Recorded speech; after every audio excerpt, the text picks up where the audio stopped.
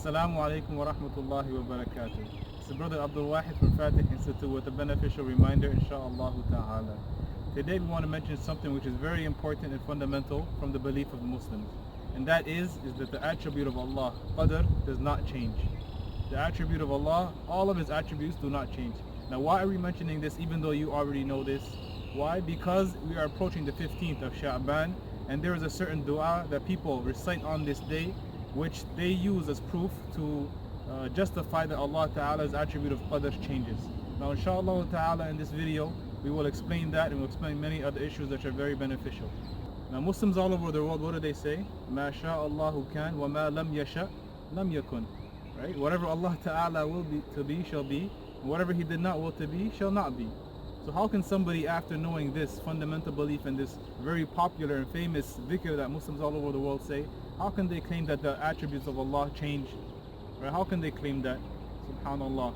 Now, had dua changed the will of Allah, right? Had it changed the will of Allah, why are there things that I haven't acquired yet? Right? I make dua for certain things and I haven't acquired these things. Right? So this is proof in itself, in reality, that the attribute of Allah does not change. Because had dua changed the attribute of Allah, the will of Allah, then I would have had certain things that I wanted, but I don't have it. And why don't I have it? Because the attribute of Allah, qadr, and His will does not change. Right? This is something very important to understand. Now why do we make dua? Right? Somebody might be wondering this, okay, if this is the situation, why do we make dua? The answer is that it's ibadah, worship. You get rewarded for it. We as Muslims, we work by the asbab, the causes. Right? Whenever we need something, we work with the causes. Whenever we're hungry, what do? We eat. When we're thirsty, what do? We drink. When we have a haja, when we have a need, what do? We make dua. Because it's encouraged in the religion to make the dua. So why do we make dua? Because we are encouraged in the religion and we are rewarded for it. Also, there's a hadith narrated by Abu Huraira, from the route of Abu Huraira, in which the Prophet ﷺ said, I asked my Lord Allah for 4 things, and He gave me 3 of those things and He prevented me from 1. Right? So what does this show you? That if the Prophet ﷺ, sometimes if he makes a dua, it doesn't mean that it's always going to be accepted. Why? Because his dua in this situation was not in compliance with the will of Allah. But when we make dua, what happens? It's either one or 2 cases. That the dua that you made is in compliance with the will of Allah, so you acquire that thing.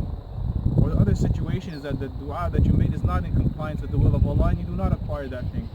So in this hadith we notice that the Prophet ﷺ, he himself made dua, but it wasn't accepted. Right? So what about us, people who are lower than this, who are lower in status than the Prophet Muhammad ﷺ? So this is a proof that dua does not change the will of Allah. And the importance of this night to get up and stand and to make prayer and to make dua is mentioned in the hadith of Ibn Hibban, where the Prophet ﷺ mentioned that on this night, the 15th of Sha'ban, Allah Ta'ala forgives for the Muslims, some of the Muslims all of their sins, and some of the Muslims some of their sins. Except for 2 people, the mushrik and the mushahid. Right? The one who is a polytheist, the one who does not believe in Allah, the non-Muslim, and the one who has a worldly dispute between him and his Muslim brother.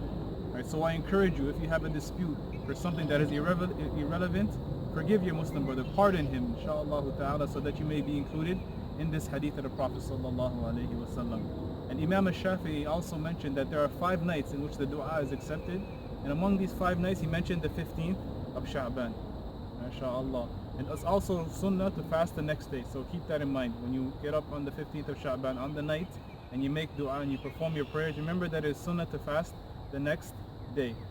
And there's a very popular dua that people mention a lot on the 15th of Sha'ban, and this dua has no confirmation in the religion. Right? And this dua, the meaning of it is that they say, oh Allah, if you have written me or if you have willed for me to be among those who are not Muslims, make me among those who are Muslims. And they continue to say, oh Allah, if you have willed for me to be among the poor Muslims, then change your will and make me among those who have sustenance. Right? Subhanallah. Then they mention a verse in the Quran, يَمْحُ اللَّهُ مَا يَشَاءُ وَيُثْبِتُ وَعِنْدَهُ أُمُّ الْكِتَابِ. Right? So this is the sequence of what they mentioned.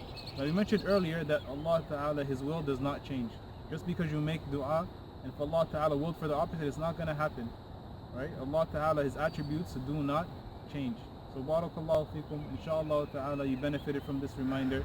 Share it on Facebook, on Twitter, on Instagram. Like us on Fatih Institute, inshallah ta'ala. Visit our website, fatih.com. Barakallahu feekum. Assalamu alaikum.